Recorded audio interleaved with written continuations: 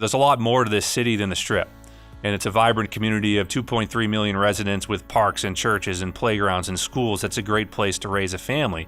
What was missing was really that connective thread that sports has now provided. So positioning the Golden Knights as that team, as that local team, has really helped us stand out, and having those organic, authentic connections with the community that we cherish. And now it's on us to make sure that we sustain and serve our fans and give them reason to continue to support us so passionately. How do you build a standout sports franchise from scratch in a city that's filled with endless entertainment options? Welcome to Marketing Trends. I'm Jeremy Bergeron. Our guest today is Eric Tosi, the former Director of Communications and Content for the Boston Bruins, and now the Chief Marketing Officer for another NHL team, the Vegas Golden Knights, in the Foley Entertainment Group. The Vegas Golden Knights made history in 2018 when they made it all the way to the Stanley Cup Finals in their first season, and Eric was with them the entire way. Tune in to hear what strategies he's used to build enthusiasm for the franchise among the local Vegas fan base, and what he thinks the future holds for sports marketing. And before we get into the podcast, I want to say thank you to our partners at Salesforce. Salesforce brings marketing and engagement together. Learn more at salesforce.com/marketing. Now let's get into this conversation. You're at a really, really cool intersection, as part of this Foley Entertainment Group, which I want to get into. There's been some interesting and exciting things happening, building basically three brands from scratch, right? In Vegas, you've got these three different sports properties, the Vegas Golden Knights, of the NHL. You've got the Henderson Silver Knights of the AHL, and then the Vegas Nighthawks of the Indoor Football League, which I'm interested in as well. So just to kind of like your perspective on these are three, very kind of big systems with, different audiences and interesting kind of parallels in there. I'm just curious your perspective on what it's like to kind of lead the helm of marketing and strategy for, three up and coming brands and some pretty big segments. Yeah, it's been such an incredible opportunity, and, one that really doesn't come along even once in a career, potentially never mind 3 times in a career.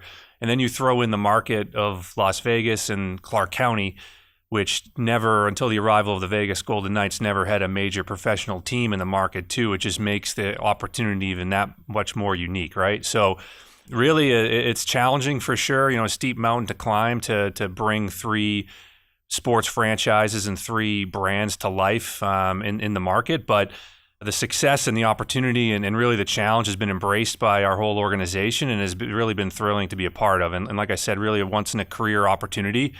But to be a part of that and to see it come to life and see the city respond so well to especially the Vegas Golden Knights, but now with the the Silver Knights and Nighthawks having success as well in the community of Henderson, again, really just an incredible opportunity to be a part of. I think of the amount of infrastructure and the things that you have to kind of pay attention to and just your focus on those 3. How do you view those 3 things just from a marketing perspective? Do you apply the same strategies across the board? Do you have a different level of resources and support because you've got, the Foley Entertainment Group backing? Like, what's your approach in just overseeing marketing across these 3 cool brands? Structurally, it's really important that we have, we have the connectivity across the 3 brands, but the fan bases for the 3 teams are actually very different, which was, to be frank, a little surprising that we didn't see as much crossover between the Vegas Golden Knights fan base and the Silver Knights fan base. One would think that because they're both hockey teams, a hockey fan of the Golden Knights would be a hockey fan of the Silver Knights. But in terms of just structurally, we have a team that is really dedicated specifically to the Golden Knights on the marketing side, and then we have another crew that is primarily focused on the Silver Knights and Nighthawks.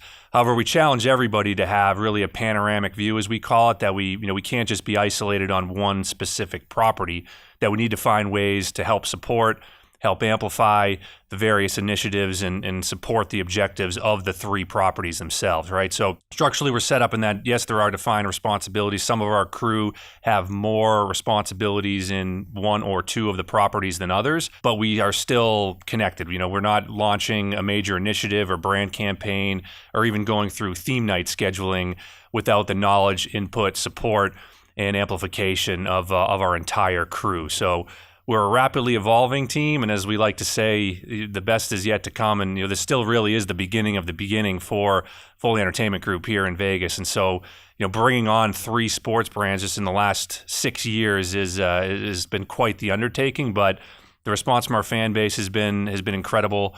And we're looking forward to building on that success and continuing that momentum moving forward. Where did this kind of initial dance with sports marketing start for you? Like, was this something where you saw a path early in your career? Was it like college where you're like, okay, I see I'm going down this path? Or was it kind of, a left field opportunity that created something great? Where did the beginning of sports marketing start for you? Yeah, growing up was always a fan of sports, and probably like most had aspirations of, hey, I want to be a professional baseball player, basketball player, but talent limitations prevented that from happening. But when I was in college, I really was exposed to different areas of the sports business, specifically on the communications, media relations, athletic department type side, right? So following graduation, had landed a job with the New York Jets in their public and media affairs office. That was really my first foray into sports, and just helped really just cut my teeth and learn the skills and the overall sports business, and really just the opportunities that exist within sports. I think there's fans of hey, people who say I want to work in sports just because they enjoy watching or enjoy playing, but they really don't have a full sense of the scope and magnitude and really the diversity of opportunities that exist within sports franchises, not just in marketing or comms, but in sponsorship, ticketing, legal, production, right? There's a whole host of opportunities that exist within a particular sports franchise. So my career path just kind of bounced, try to move up for different full-time roles and taking on more responsibility. Landed with the Boston Bruins back in 2007. And from there, that was right at the advent where teams were becoming a little bit more self-sufficient when it came to their own content production. And so that's where the content piece and started to emerge and work closely with the marketing vertical of the Boston Bruins organization, and then left there in 2016 to come to Vegas for the opportunity to be a part of the inaugural launch of the Vegas Golden Knights in December of 2016. Shortly after the team name was unveiled in November of that year, and then was leading our communications and content team and also our broadcasting side too, right? So kind of my purview continued to expand and evolve. And then this past summer, we had some additional transition, and then more of the marketing vertical came underneath my purview and direction. So it's kind of been going from location to location, different role to different role, while looking to learn more and assume more responsibility and kind of run with it when that responsibility has been delegated. What is the balance like for you now, because we're in 2022 where you have this piece of storytelling that's always going to be really important around marketing, and then you also have a lot of kind of innovative ways to enhance the fan experience, a lot of technology and innovation. So you have kind of the old school that you have to remember these core pieces, and they're important. And then you have a lot of new innovation and AI and machine learning and all kinds of, interesting things that brands are doing to connect with their customer. What is that kind of dance like with you? Because you want to be at the leading edge, you want to be at the cutting edge of these things. And you also can't forget to take some of these really important components of like how we connect with our audience. And so what's that been like for you in 2022 as a kind of visionary marketing leader over these 3 cool brands? Yeah, it's constantly looking for ways to evolve and enhance that customer and fan experience, like you said. And there's so many new ways and so many new platforms. And then the platforms themselves are changing by the week, sometimes by the month, even by the day, in terms of algorithms and how the feeds are working and how the content is being served, right? So you need to be, as a sports brand and in the sports marketing and content field, you need to make sure that you're positioning your group and your team for success in those spaces, and also meeting your fans where they are and where they're functioning. So, we're constantly evaluating audience metrics and seeing where our fans are living and playing and engaging, and making sure that we're serving content that is compelling, that helps provide partners with monetization opportunities as well to help support the business side.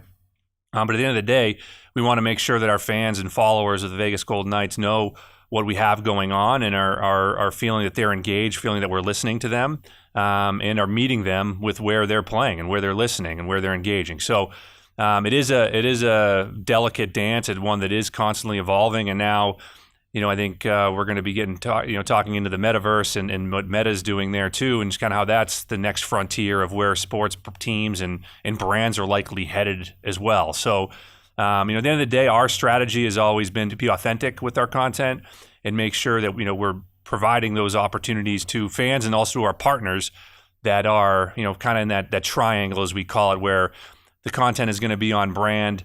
It is an opportunity to potentially be monetized from a local partner, and it's serving our fans with great, compelling content that they're going to want to engage with. What's some of the stuff you're working on or have seen success with when it comes to innovation and the fan experience? Yeah, so as far as the innovation goes, we've really leaned into the personality and culture of our city and utilized that as a platform to really be the foundation for what our fan experience is at the Vegas Golden Knights. So if you go to one of our games, it really has set the standard and is one of the most unique experiences, and not just the NHL, but really in all of professional sports. It's a party. It's a spectacle, right? Just like you would expect for, when you're visiting Las Vegas, there's an palpable energy, there's a vibe, party atmosphere, and really a spectacle. And we really embrace that when creating the different fan initiatives and overall fan experience when you're at T-Mobile Arena, when you're at the Fortress for one of our Vegas Golden Knights games. So whether that be on-ice projection, whether that be our overall show, all of that plays into, to enhancing that fan experience. On the marketing side, from our brand campaigns, just to the different offerings that we have from a social media perspective, and then also just how we're serving our fans content. We've always looked for to be one of those organizations and sports brands that others, not just in the NHL, are looking to see what they're doing, to see what's working.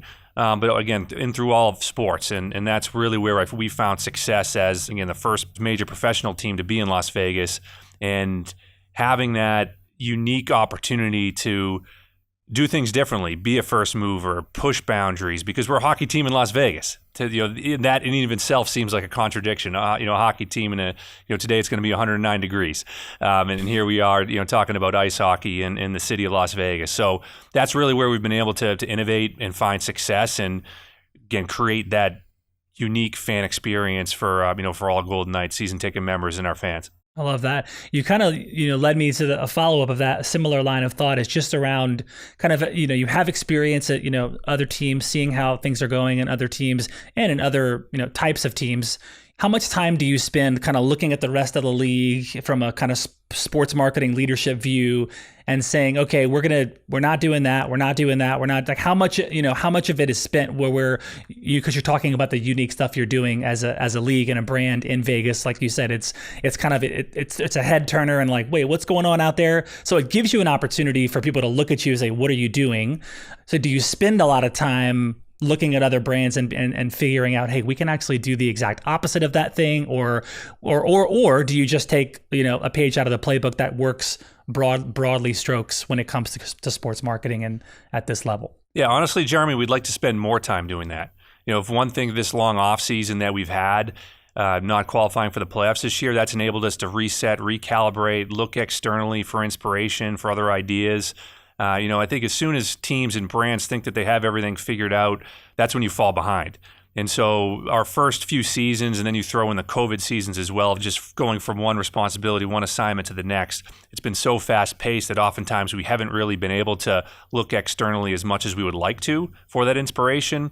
But even just around the sports atmosphere, in the sports ecosystem, see what other brands are doing prominently. You can pull out so many ideas. I mean, there's so many examples of brands that are innovating, producing great content that can be applied to the Vegas Golden Knights, can be tweaked a little bit to make it more unique and more authentic to the Vegas Golden Knights fan base and what we have here, in Clark County.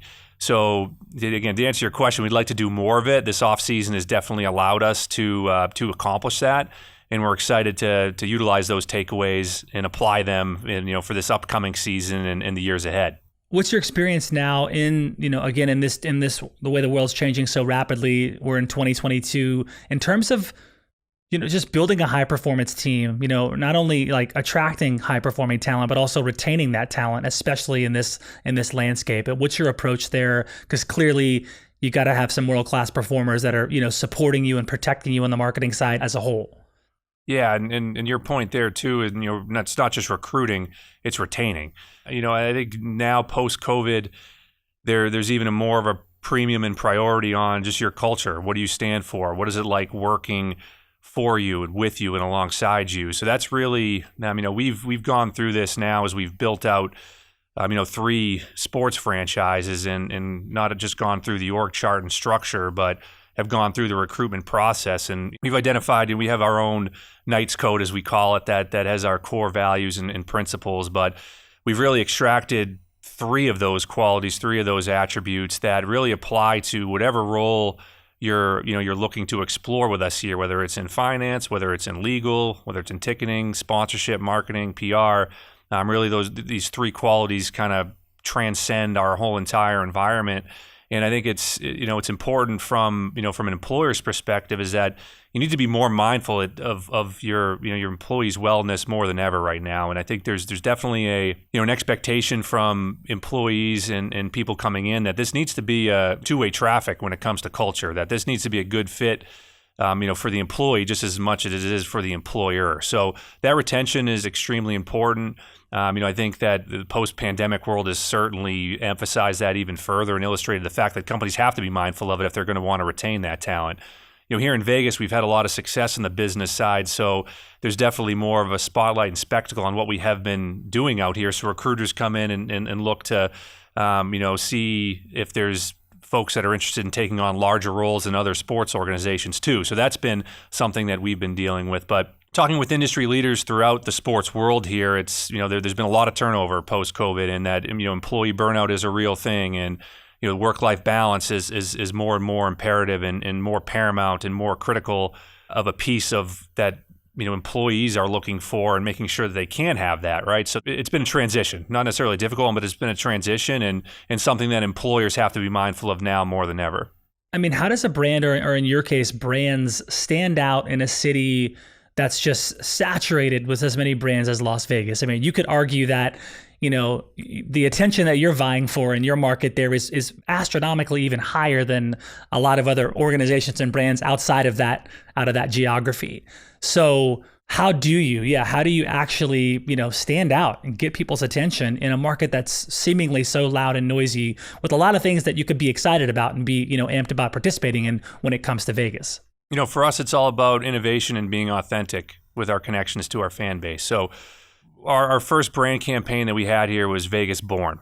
And so that really helped establish us as as the Vegas Born team. We were the first team to be in Vegas and really the first team that all residents of the city had to connect with, and really fostered and developed a sense of community here that, talking to residents really didn't exist prior to the arrival of the NHL and the Golden Knights. So it's interesting coming out here. I moved out here in 2016 from Boston, which is a very different market, of course, more traditional.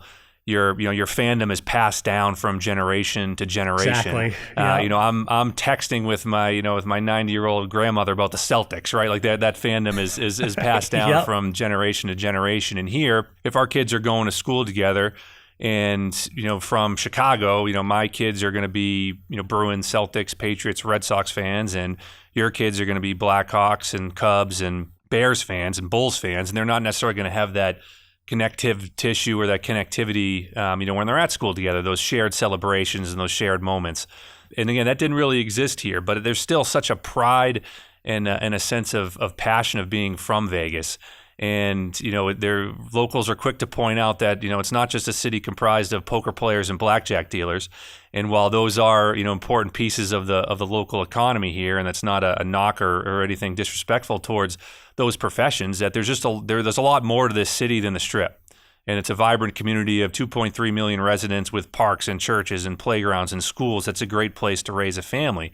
What was missing was really that connective thread that sports has now provided. So positioning the Golden Knights as that local team has really helped us stand out, and having those organic, authentic connections with the community that we cherish. And now it's on us to make sure that we sustain and serve our fans and give them reason to continue to support us so passionately.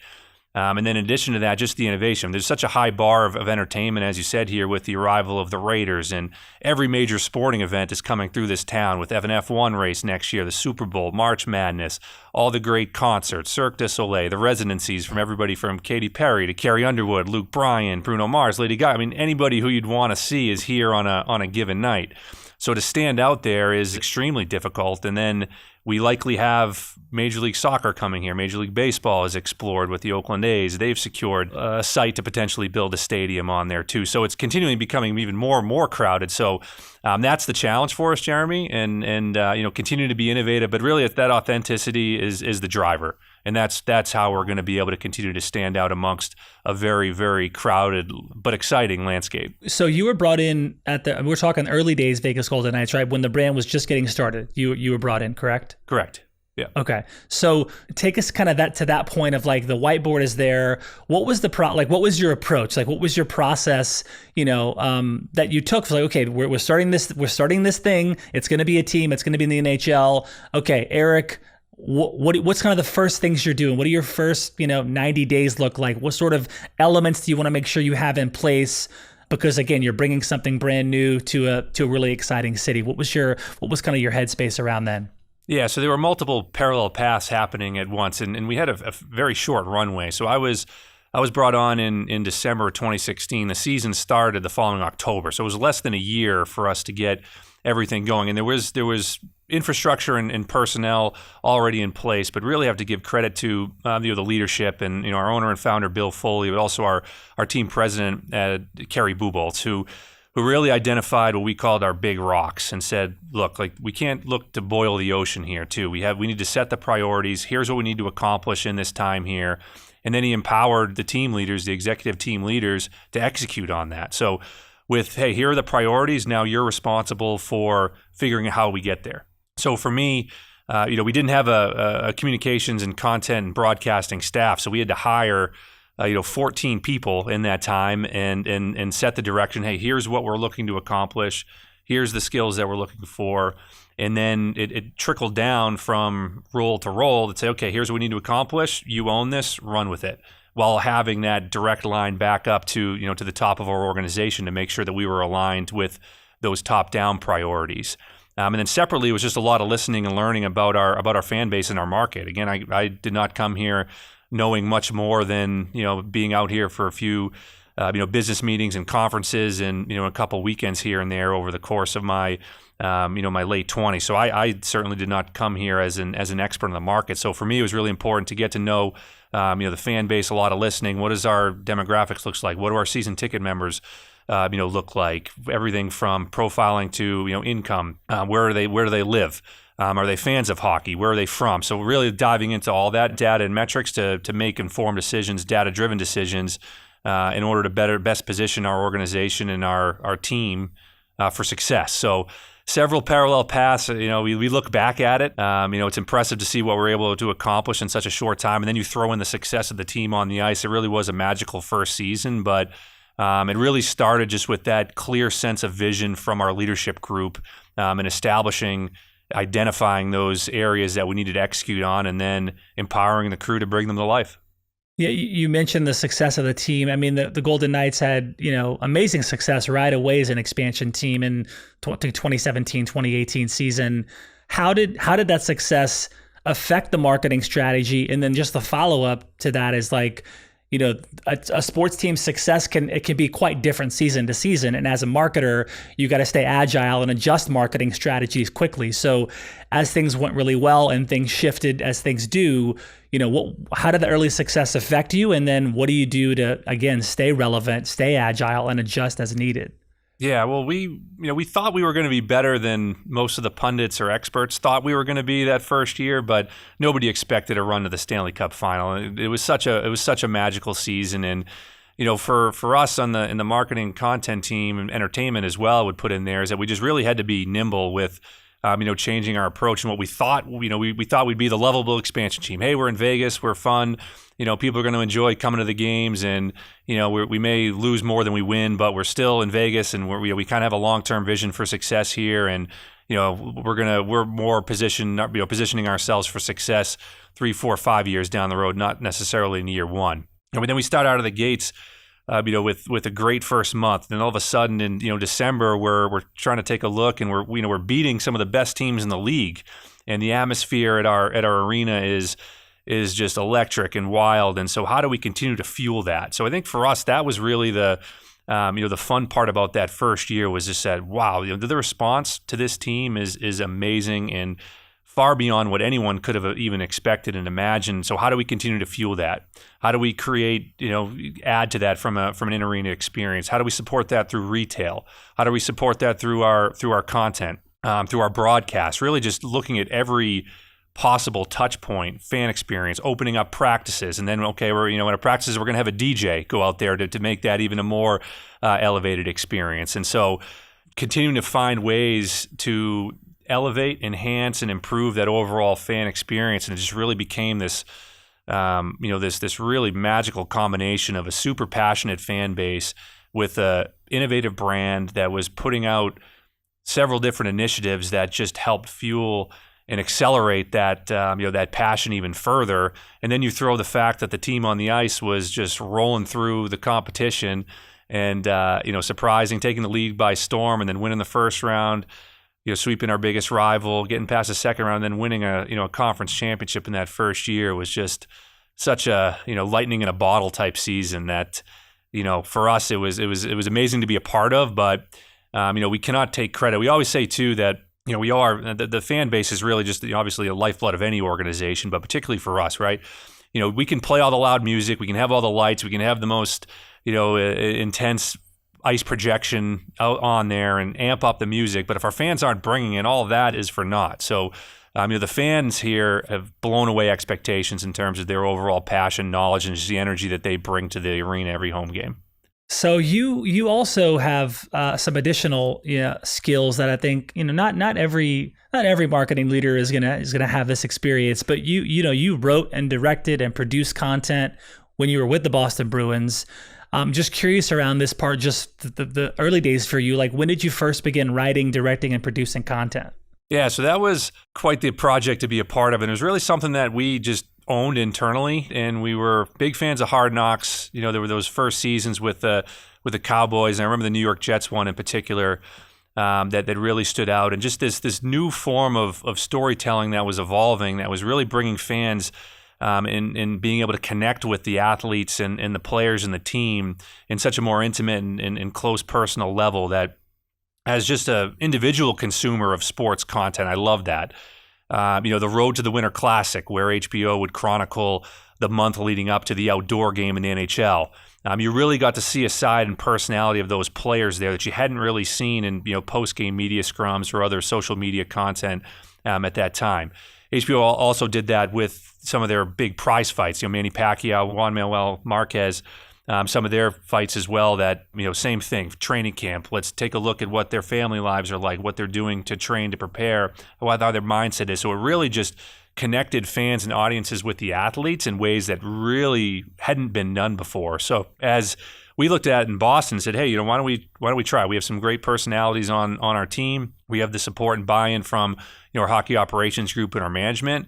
Let's get a whiteboard together and put together a pilot episode. So there was a few of us that was run and gun. We had some ideas. We talked to some of the players that we thought would be engaging and fan favorites that we could tell a great story behind there. Invested in some equipment, some mics that we could throw on, and talk to our equipment staff about getting those on, and put together a pilot episode for what eventually became Behind the B, which is a franchise that is still going and live as we speak here today, Jeremy. So a really fun project, again, to think that we knew what we were doing. We probably didn't, but at least start. We brought in some external experts in the production field and TV field that helped kind of steer us in a direction that was going to position us for success. But a really cool project to be a part of, and one that, again, was started just with a small group internally being like, hey, we think this could be cool. We think we can do it, so let's try it. And we did, and we got the green light. We showed it to our hockey ops group. The content was great. And then all of a sudden, we're in the boardroom as GM and coaches and scouts are making impactful moves for the franchise, deciding whether or not to re-sign players or to trade players. And you're getting mic'd up reaction of players after goals. So, and again, showcasing a personality which is great for the team. It's great for the player, but also great for the fans. Because at the end of the day, as a fan, you want to have those deeper connections with your favorite athletes, and the Behind the B, those other projects similar to that form of content really helps enhance that. Where do you go to, just connect with other marketing leaders that you can actually, gain and share insights with? Because to me, you can't necessarily pick up the phone and call, a competing team's, head of marketing and ask them what's happening. But to me, it also seems like you got to have your ear to the ground. I would argue that the role that you have in the industry you have, you kind of almost got to be moving faster than a lot of other marketing leaders in other industries.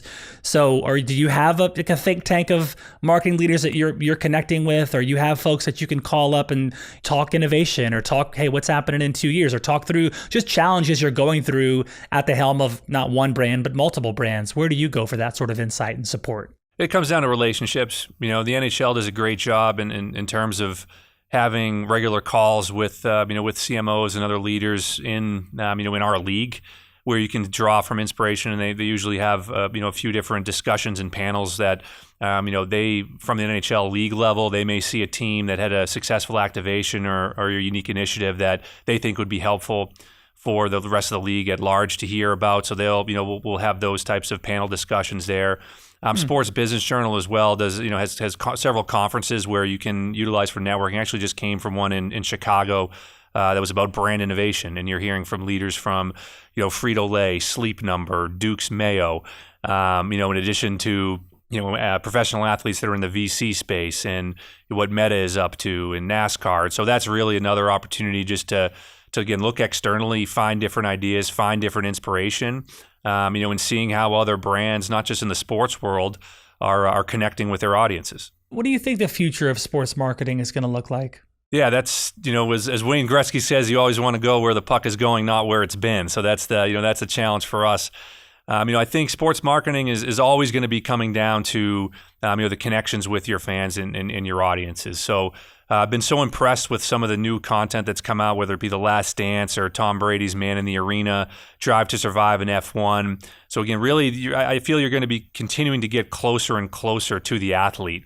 And athletes themselves are going to own more and more of that content. I think if you look back at the timeline of kind of how sports fans were consuming media and consuming that content, primarily it was TV and radio and newspapers, right? That was how you'd find out the box scores in the morning and get the game recap. And more of the lifestyle features would be in weekly magazine publications like Sports Illustrated, right? Those were the major players prior to the advent of the web. And then all of a sudden teams were able to use that as their hub for content and be able to connect with fans that way through their team websites. And then social media comes along. So then teams are able to play in that space and connect with their fans and not just on, through photo sharing, but video sharing and obviously the play-by-play accounts that Twitter enables you to provide.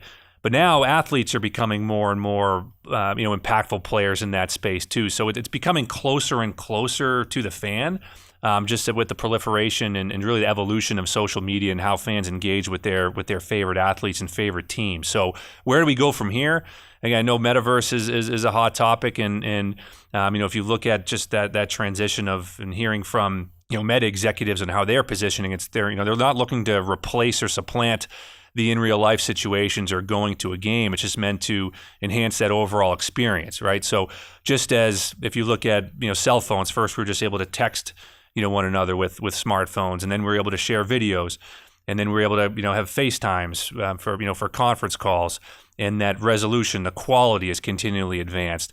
So now instead of talking, sharing videos, now you're going to be able to actually do things with one another in this virtual world. So we'll see how it plays out, but again, I don't think anyone is expecting people to go watch a Golden Knights or Silver Knights or Nighthawks game in the metaverse as opposed to going to one. But if you don't have the opportunity to go to a Golden Knights game, maybe that's a cool space to hang out with your friends, watch a game together, celebrate together.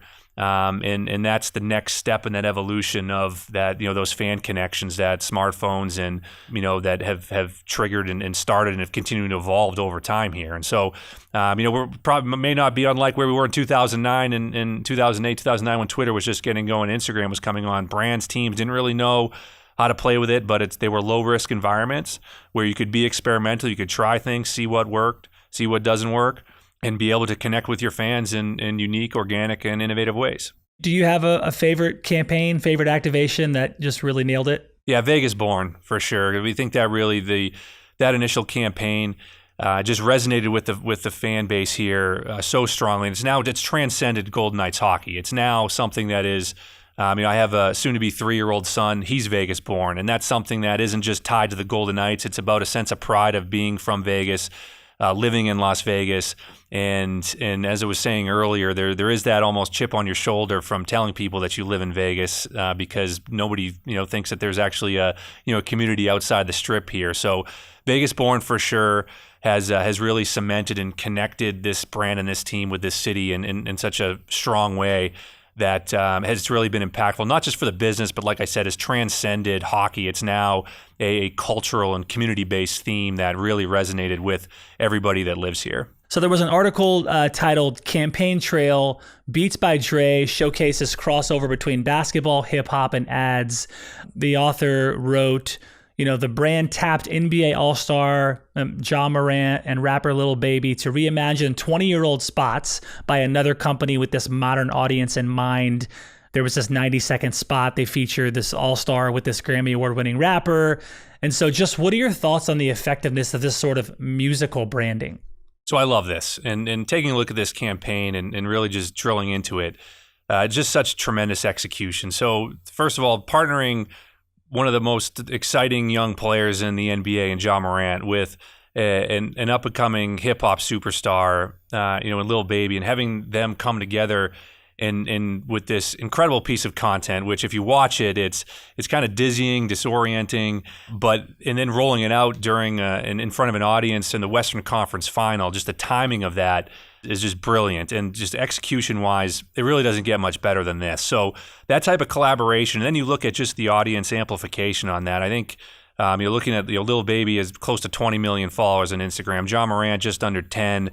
The Memphis Grizzlies are involved in that. And Beats by Dre, I think, is over 6 million as well. So if you add up that audience size, you're looking at potentially reaching nearly 30 million viewers just on one social platform itself, with a super unique, super compelling piece of content that just catches your attention. As somebody who recalls that spot from 20 years ago with Allen Iverson and Jadakiss, I believe it was, so then you're connecting with an older audience as well as that.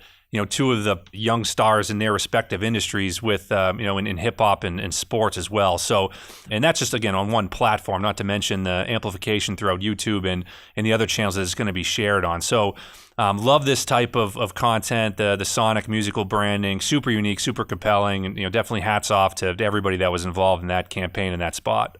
Is this something that you're looking to implement for the sports teams that you work with? Would love to. We actually have one piece of that I think is relevant that I can share, and that the song that the Vegas Golden Knights take the ice to every home game is called John Wick Mode. It's this kind of techno EDM track that it starts off, there's these two kind of heavy bass notes and then kind of a synthesized, distorted note that comes in afterwards. And you could play the first 3 seconds of that track here in Vegas, and everybody knows that it's nighttime. And so that piece of sonic branding, while we don't have our own track, but that is so identifiable with the Vegas Golden Knights and the Vegas Golden Knights fan experience that it's been so effective. And that really has been just such a perfect song for Vegas, for the Golden Knights that, not to the extent of the example that, with the Grizzlies and Beats by Dre and in that instance, but at the same time, a very effective form and method of sonic branding that's been effective for us. Oh, that's awesome. That's so cool. One, I got to make a game now. I mean, I'm planning on going to Vegas in the season, so I'm going to make a game, and I'll let you know, Eric, when I get up there, because I've been hearing there's magic at these experiences, and so now I got to go see it for myself. We'd love to have you. That's awesome. So you got to see it for yourself. Indeed. Okay. So the next article is titled "LeBron James is officially a billionaire." Probably not a shocker to some folks. But the author wrote about, LeBron James, this, 18-time NBA All-Star, 4-time NBA champion, 2-time Olympic gold medalist, has hit this big milestone, right? Doing something that no other NBA player has ever done. Just monster year of earnings. I mean, he's done a lot of things. So as far as North American sports leagues go, the NBA seems to be, in some ways, leading the way when it comes to marketing its stars. Case in point, LeBron James becoming a billionaire. What lessons can other sports like hockey and baseball learn from the NBA's playbook? and how much of does star power play into the marketing strategy for the Vegas Golden Knights? And the NBA has done an incredible job with marketing their players, and the player themselves have done an incredible job taking that to the next level. And as you were talking about earlier, Jeremy, the connection that individual athletes can have with their fans now is closer and deeper than ever before. And LeBron James is a primary example of that. I mean, he, with his following, across all platforms, 125 million for him on Instagram. I mean, that puts him up with global icons, with Cristiano Ronaldo, Leo Messi. I mean, that is the highest level of fan engagement and fan audience size in all of professional sports. So just an incredible level that LeBron is at right now. And such a global game, even going back to Yao Ming and the success that he had with introducing the game to China. And then, the league has followed suit with hosting games over there. Teams have done, trips there previously. And just emphasizing just the global nature of their game has been really successful for the NBA. For LeBron, I mean, he's an icon. And look at the success and just the consistency that he's had since coming to the league in 2003. I mean, it's incredible the level that he has played at over the course of that team. 4 NBA championships. I believe he was Finals MVP in all four of those wins, and just the level that he's been at. And I think the NBA does have some advantages just inherently in the sport with the high scoring nature of the game. And as a fan watching a guy like LeBron, I mean, that guy could make he could score 40 points a game and 11 rebounds and 10 assists and a handful of blocks and all those plays as a fan, as if you can recall those. In other sports, like hockey in particular, a superstar may make 20 plays, but may only have one goal of those 20 great plays. So, there's some inherent advantages that the NBA and basketball in general has to that star building and star power. But the league itself and the players have done a remarkable job in terms of amplifying that. And I think from hockey culture has always kind of developed the reputation of, being a little bit more kind of avoiding the spotlight. And if you look at, I'm not sure if Jeremy, if you're a hockey fan, but how many of the the best players as a casual fan or even a passionate fan would be able to name and recognize in hockey just because of the equipment and the shields and helmets that even goalies, right? How many times you're able to see those. So I think the NHL right now is faster than ever. It's more skilled than ever. Players like Cale Makar, Nathan McKinnon, Connor McDavid, who's a generational talent, Sidney Crosby, who's still elite, Alex Ovechkin, the greatest goal scorer of our generation. So there's definitely the star power there, and it's improved and been amplified in recent seasons. But will it ever get to the level of the NBA globally? I think that's definitely aspirational, but will be a challenge. But I think the NBA definitely has learnings and takeaways that all leagues can look to, and LeBron in particular is such a ridiculous milestone to hit, but one that is deserved for a global icon and one of the best to ever do it. Can you give us a rundown of the Foley Entertainment Group's portfolio, and then how have you adapted to these multiple industries that the Foley Entertainment Group is involved with? Sure. So the Foley Entertainment Group is quite diverse, and as we say too, it's just we're at the beginning of the beginning with Foley Entertainment Group. So we'll break down just the different verticals and assets that we have. So we talked about the sports properties here in Nevada with the Vegas Golden Knights, Henderson Silver Knights, and Vegas Nighthawks. We also own and operate 3 different facilities here that are the homes to the Golden Knights and Silver Knights. So City National Arena has 2 sheets of ice, has community programming, ice hockey programming around the calendar year in the Summerlin community of Las Vegas. Lifeguard Arena in Henderson, which is the home of the Henderson Silver Knights, their practice facility in the community of Henderson, which is the southern part of Las Vegas. So again, community ice hockey programming around the calendar year there at Lifeguard Arena. And then the Dar Alone Center, which is our new 6,000-seat venue that's home to Henderson Silver Knights home games, Nighthawks home games, as well as concerts, other event programming that takes place throughout the calendar year as well. So that's a brand new facility that opened up here in March and is, again, home to the Silver Knights and Nighthawks.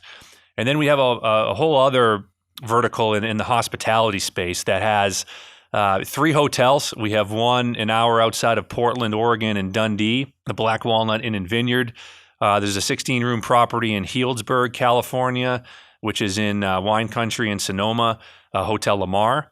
And then a 121-room property in Santa Barbara, the Hotel Californian, which is a block from the beach, luxury 5-star property right there in the heart of Santa Barbara. So those are our 3 hotels. There's a mountain. We have a Whitefish Mountain up in Whitefish, Montana. That's a ski resort. And then 2 luxury lodges that are a big piece of the Foley Entertainment Group portfolio. One in Deer Lodge, Montana, called Rock Creek Cattle Company that has a great golf course, horseback riding, fly fishing, really just an outdoorsman and sportsman's paradise, sportswoman's paradise there in Deer Lodge, Montana. And then going to Palliser Bay, New Zealand, is Wharekoho Ranch, which, again, another luxury lodge property that is a short helicopter ride from Wellington there in New Zealand. That is another luxury resort destination that is a part of our Foley Entertainment Group portfolio as well. So very diverse, very broad. There's some other assets involved there too, and with our wineries, Bill Foley has and just close to 30 wineries that go from the Pacific Northwest through Central Coast, California, Napa, Sonoma, even into Argentina and France as well, around the world. So our challenge at the Foley Entertainment Group is to find that connective tissue, those through lines that can organically connect the properties together through experience. And that's how we found that success is finding ways to kind of create and cultivate those unique experiences where fans, customers can experience our different properties, visit our different properties, and have access to different deals and an overall elevated time and journey when they go out and visit. Oh, that's amazing. Okay, let's shift into some lightning round questions, some fun questions. Are you ready? Yes, let's do it. Okay, cool. So these are lightning rounds. Just try to be as quick as you can. Think on the fly, which I have no issue, no challenge that you'll be doing that. Before we get into the lightning round, I want to take my hat off to our sponsor for the show. Salesforce sponsors Marketing Trends. And so if you're listening, this podcast is brought by Salesforce. When you think about marketing and engagement, head over to salesforce.com/marketing. Appreciate the family there. First question, we've got Eric on here. Okay, Eric, is there a certain sport that you love to play? If so, what sport is it and why do you enjoy it? Well, the obvious answer here would be hockey, given who I work for, but I'm going to go a little bit of a different path and say basketball. Basketball, I do enjoy the most. Growing up, some of my best friends were guys that I played with in high school, and even from little kids growing up. So I think even now, still playing pickup, it's a good little reprieve from the day-to-day here. I'm still probably a little bit better at basketball than I am at hockey, so I'm going to go with basketball for me, Jeremy. Okay. Last time you tried something new? Last time I tried something new, so I always like to diversify the workouts and cardio and doing different physical activities. So I recently picked up kickboxing classes, so not necessarily looking to get in the octagon or the ring anytime soon with those skills, but definitely from a cardio perspective and utilizing some different techniques and form is something that I recently picked up that I've enjoyed. That's awesome. What's a life lesson you learned the hard way? Life lesson I learned the hard way, I would say striking the proper work-life balance. I think earlier on in my career, had some relationships and missed some things in my personal life because of work responsibilities that, looking back on, certainly helped, advance in the career. But I think, would have rather gone to a friend's wedding than, game 32 of the NHL season. Looking back on it, probably would have, tried to make arrangements to, to be at that event. So I'm definitely more mindful of that now. And even with our staff, really try to instill that, ability that, hey, we don't need to miss things. There's things that are more important than our careers in sports. And so, finding that work-life balance, is definitely something that I've learned the hard way, but have gotten better from it. Okay. What's an activity that makes you lose track of time? I would say hanging out with my soon-to-be 3-year-old. That's so much fun, and just seeing this age now where he's walking and talking and running around and picking up sports and, being able to watch sports with me now. Oftentimes you kind of look at the clock and it's dinner time, or, we got to get you in for a snack, or running around at the playground and everything. So that's something that I really enjoy and lose track of time doing. I share that one with you. We've got twin 2-year-old boys, and then we have also 2 4-year-olds at our house. So just to give you perspective of what happens at our casa during it's wild, and all the things you can imagine. How's the sleep? How's the sleep for you? We've got some routines in place, Eric. So we have support and routine. So it takes a village, which we have, and we're thankful that we've got some routine. But it's never guaranteed, as you know. Yeah. Max didn't know we had a podcast recording at 8 and was up at 4:45 this morning. So there you go. Yep. I get it. So here's a bit of a doozy. Would you rather lose all of your old memories or never be able to make new ones? This is a hard one. Believer that still the best is yet to come. So while it's been an incredible ride and journey to this point, I want to see what's going to be out there in the future. So I'll forego the previous memories in order to make new ones. Okay, I like that answer. Well said. If you had access to a time machine, where and when would you go? Yeah, I think I'm going way back to prehistoric times. Let's go see what dinosaurs, Jurassic time are up to. So we're going to go all the way back there, prehistoric times. Got it. What is success for you today? What is success for you? I think success, in whether it be personally or professionally, is at the end of an event, looking back and being satisfied with your performance, knowing that you made an impact, a positive impact on somebody else that you were with, whether that be a partner, whether that be a child, family member, or in the workspace, a customer or fan. And that you plotted the course, you set your strategy, you set your intention, and at the end of that event, you look back on it and you had success, not just because of a particular outcome or a business outcome, a business objective, but you made a positive impression and a positive difference in somebody else's life. What is your favorite app on your phone? My favorite app on my phone, Spotify. So whether it be from podcasts or just the music, whether at workout or just trying to get through some additional work at home, having a good time, with the family, with friends. For me, the playlist is important. And I probably that's my favorite app on the phone is Spotify. Okay. I thought you were going to say ESPN. I was going to be all in on you saying ESPN. Yeah. Okay. Let's say we gotta be diversified too. ESPN is definitely top 3. Okay. All right. What is a skill that you believe everyone should have? Empathy. Great answer. If you could effortlessly pick up a new skill in an instant, what would that be? It would have to be something musical. I do not have much talent in the whether it be playing, singing, or even dancing. So I would say being able to play an instrument, I would go with guitar. Okay. And last question, Eric. What is one thing you would like to do this year that you've never done before? I'm a big soccer fan as well. I've never seen an English Premier League game. So I would like to go see Man City play Man United, get to see the new acquisition, Erling Haaland and Kevin De Bruyne, and see those guys in person out in Manchester, England. So that's where I would go to go see Man City play in person. I'll see you there. That's a great one. That's a fantastic one. Cool. Eric, thank you so much for being here. This was an incredible conversation. We are grateful and honored for you, wishing you the just much more continued success for the whole brand, every franchise, man. Just incredible leadership there. So thanks for being here. This was great. Thank you so much, Jeremy. Enjoyed the conversation. We'll see you out in Vegas soon.